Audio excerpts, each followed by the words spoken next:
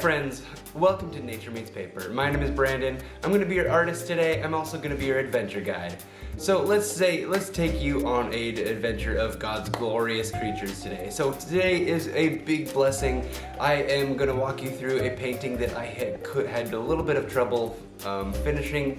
It was actually during the middle, it got cut in half during the middle of my computer, being destroyed and losing all my reference photos, like that whole incident. So if you don't know what that is, my previous video kind of explains more in detail of what happened. But basically I lost all of my reference photos, and so middle of the painting, I lost my reference photos and I didn't really know where to go. So this was back in June, and I let this painting sit half done for most of the year, and I just finished this painting because I finally got inspiration just to look up references and make my own. Now I know that it's not the amount of detail that I am used to, because I want to get my projects out perfectly, but just like us, we're not perfect, and so I'm not asking for my painting to be perfect either. Just one of those fun processes. I'm just going to be showing you the process of how that went. So you can see it's very structured. I've changed my mind a few times, and then in the middle it'll change, right? The background might change, the surroundings might change, my ring might change, things might change. That's just when you know that I picked up my brush again and started working on this adventure for you. So with that, are you ready? Let's dive in. Alright, let's get into this one. You will see me change this painting a painstaking number of times. Those light rays were done several times, and I kept adding details. Our Heavenly Father loves details and makes those details personal. So, in life, we may think that we're close to a breakthrough only to have a setback. And then, with His timing and preparation, He reveals a blessing. Like this painting, God is not done with you yet.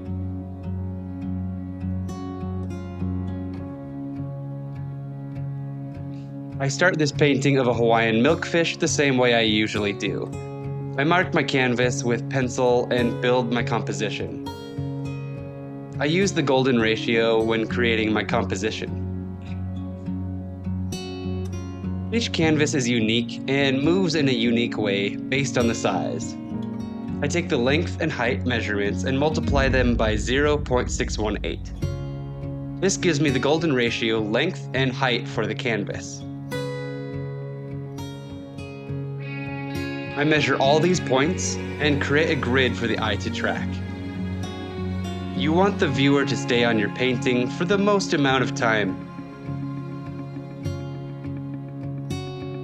Once I have everything laid out on the canvas, I go in and tone the canvas. I tone the canvas with burnt sienna. By toning the canvas, I can mix better colors. Mixing on a white background makes mixing difficult. I also mix my colors on my palette on a base of gray. This helps me to mix subtle colors. For this painting, I know that I took so many layers that the toned background didn't really matter, but I didn't know that until I got into the painting. I was happy with the outcome, but everything looked too soft. And what really happened was I got impatient. I should have taken the time to make the background look how I wanted, make it before adding the light rays. And I should have trusted the process. I just wanted to see the soft light rays sooner.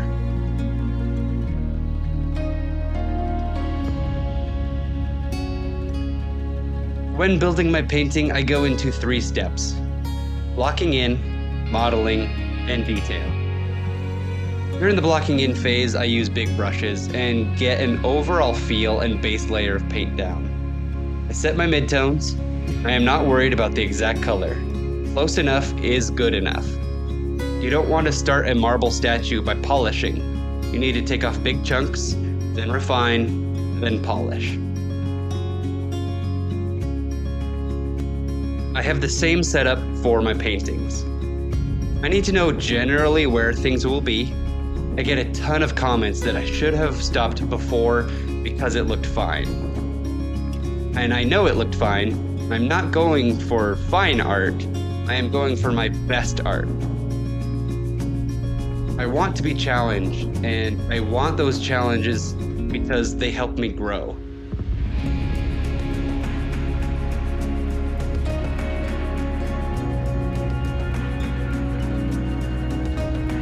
I moved to the modeling phase where I use smaller brushes and set my midtones and darks.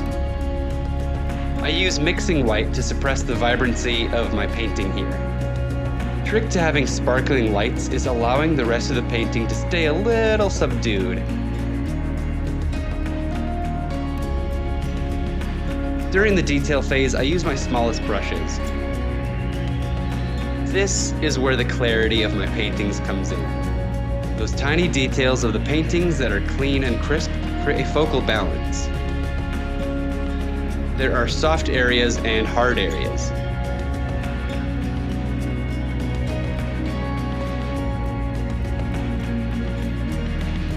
During my detail phase, I switch from mixing white to titanium white. This pulls in those bright, saturated colors. It also sets these paints apart from the previous colors. I want a varied spectrum of darks, midtones, and lights. And that's all there is to it. I use these 3 steps repeatedly to build and refine my painting through sections.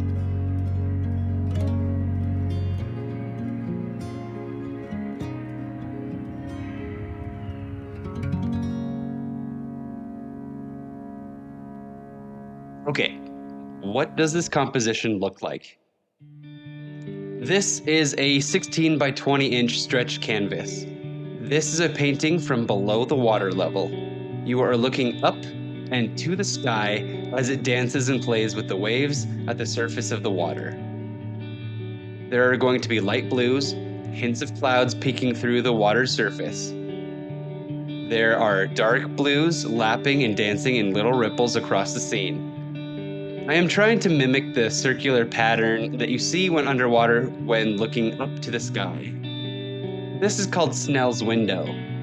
S-N-E-L-L-S, apostrophe S. It is a cone of light that is deflected from above the surface through the water. This cone is roughly 98 degrees of view, and everything in the cone is light, bright, and usually crystal clear. Everything outside of the window is dark and reflects the bottom of the body of water. Next time you are in a body of water, look up and see Snell's window for yourself.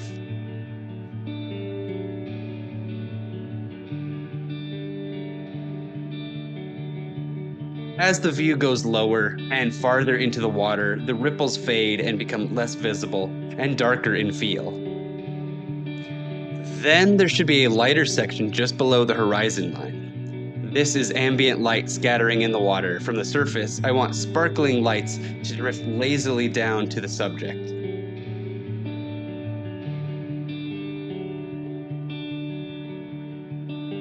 Our milkfish is positioned on the lower left side along the golden ratio lines. The tail is to the left and the head is to the right. I positioned its eyes on the intersection of the height and width golden ratio lines.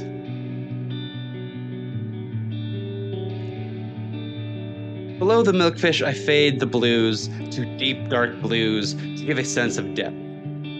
These are coastal water fish. The dark is contrasted by the lights. We need the dark to appreciate the light. Something I wanted to add to my paintings to give a sense of play of light was my astigmatism. So when I see lights, especially at night, I see little X's on the brightest spots. I don't have an even astigmatism either. One eye was damaged as a kid, so I have one that leans left and one that is almost vertical. Now, most people think that my leaning one is the damaged one, but the vertical one is the damaged eye. It looks like tiny little crosses, and that is how I see the world. I want you to experience it with me. I also have some friends who want a verbal description of what I am doing. They might have limited vision or no vision at all, just darks and lights. I want those friends to feel included in these adventures too, so that is why I'm including these audio adventures in the beginning of my videos. It gives them a heads up as to where we are going.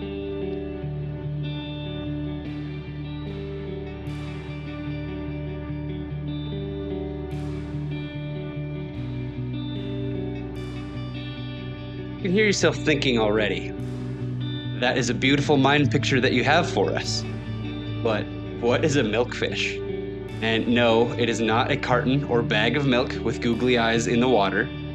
It is also not where we get milk from a store. That kind of milk comes from nuts, oats, and rice, or cows.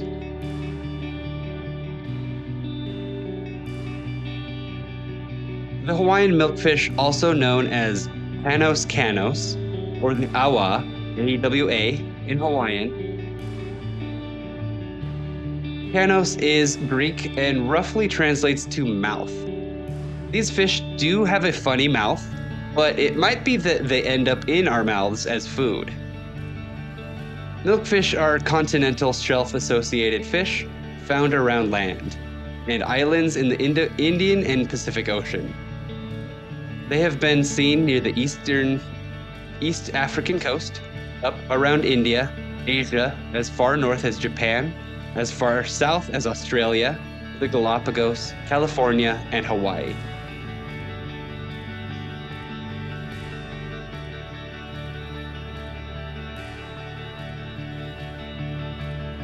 Milkfish range between 1 and 30 meters deep around continental shelf zones. They like deep open water as adults and shallower estuarian waters when younger. Boy, I chose some hard words today.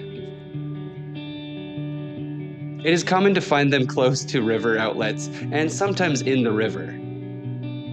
They move to deeper water as they age and grow larger. They live for roughly 15 years and grow to an average of 100 centimeters in fork length. That's roughly 40 inches for my fellow American viewers. They feed on algae, small fish, and invertebrates. Now don't worry, this fish does not have any teeth and poses no threat to humans.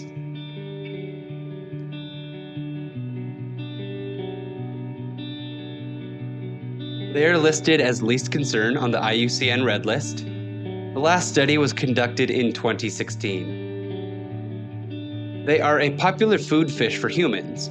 Hawaiians used to breed fish in ponds and tide pools for subsistence feeding in the early days of island life.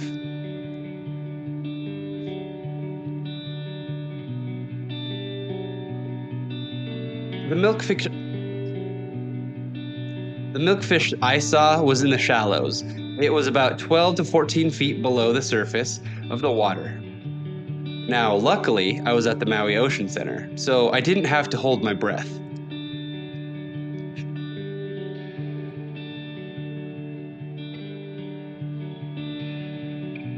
Let's start at the tail. They have a severely forked tail with thin rays between them. This means that the caudal fin splits in the middle and points outwards like a Y. If you have been following my videos for a while, do you remember what we can tell about swimming behavior of forked-tailed fish?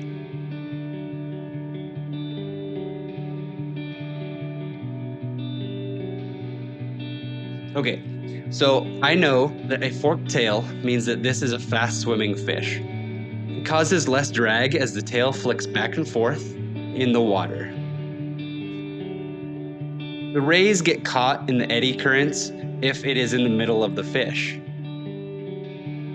They are partially elongated cylindrical body forms, and this tells me that they're good at cruising through the water.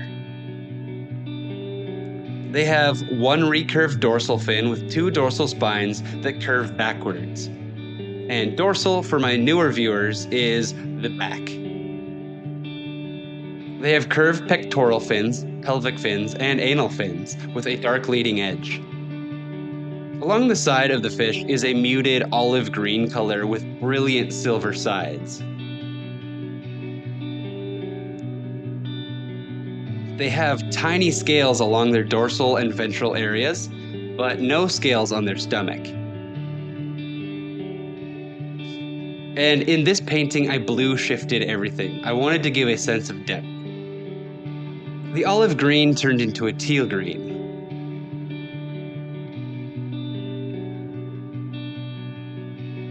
Their head is interesting as well. They have eyes along the higher midline of the head. They have huge round eyes to take in everything around them. They need good vision to avoid predators. Their mouths are small and look a little pouty with their lips puffed out. It uses its gill rakers to crush food or just swallows it whole, like Kirby.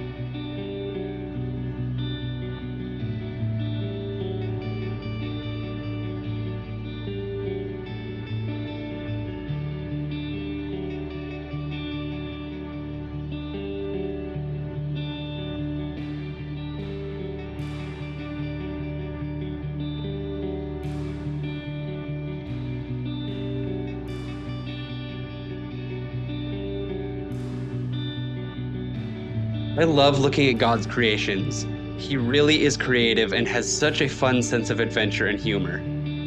Some of the animals are huge, small, elegant, scary, or silly.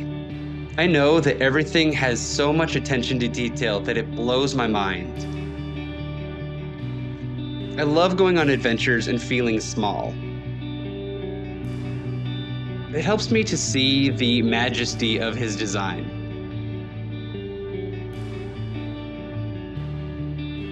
He doesn't do this just for nature, but for us as well. We're loved so vastly that we can't comprehend it all. The smallest of blessings from Jesus are so large that we don't know what to do with it all.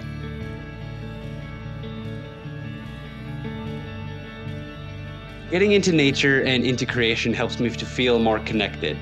I am creative, but I wouldn't be able to think of a small fraction of these things. The Holy Spirit has been helping me to polish my craft, to be able to talk with you all. I don't want any of the credit. I take the time to turn discipline into desire. I want to spend time in the Word and praying. I want to seek Him further. I also know that if the Father and Jesus can love and forgive me, and trust me, I am a messy person spiritually, that He loves and adores you as you are in your mess right now. So let me pray for you. Dear Heavenly Father, in the name of Jesus, through the Holy Spirit. It is Brandon. I am here with my friends. I thank you so much for this wonderful adventure and day. I thank you for your love and kindness, your guidance and protection. I lift up my friends and ask for blessings and that you reveal yourself to them in their hearts. I want to love as you love. All are welcome, especially the broken and messed up. Light a spirit of adventure into our souls. In the name of Jesus, amen.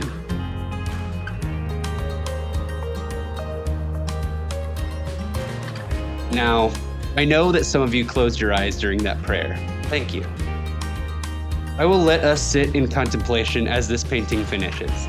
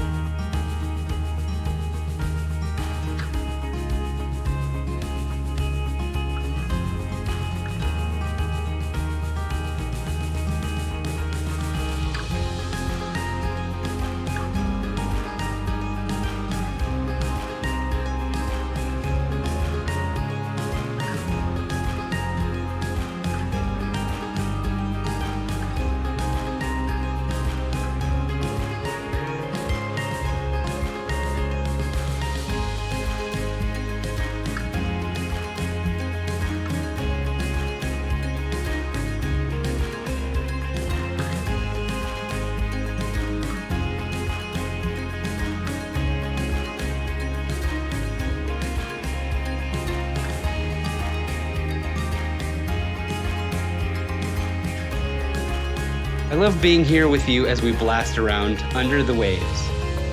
It feels so good to have this painting finished.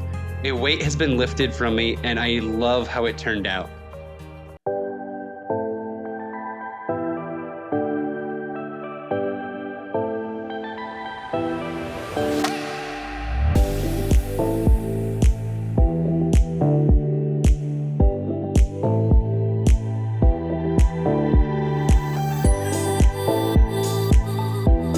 Thank you so much for watching this video with me today. It was so much fun. I had a great time on this adventure. I really hope you enjoyed.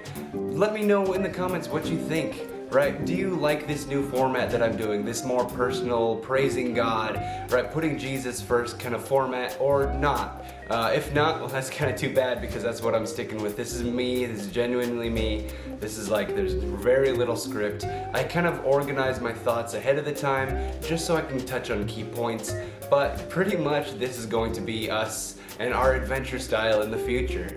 My next painting, I'm thinking about doing a series on dolphins. I had a friend of mine, or friends of my mom's, submit some pictures and pictures of dolphins with her encounters of dolphins. So I want to glorify that. I want to show off the beautiful mother and calf pair duo with some dolphin paintings. I might do a whole series because there are some fantastic photos. I want to get them out on canvas just to like portray that sparkly blue water of Florida, right?